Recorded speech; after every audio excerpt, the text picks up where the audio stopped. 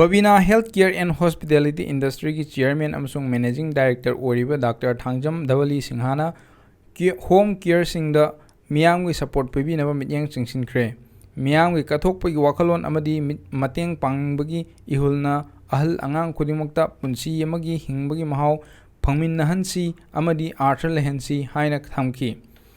Arubam Inkol Mungsangai Makha Lekaida Leiba All Manipur Senior Citizen Welfare Association na run tauba All Age Home amagi tara manga suba Foundation Day Thorum amada Chief Guest oiduna wafam sing asi phongdokhibani.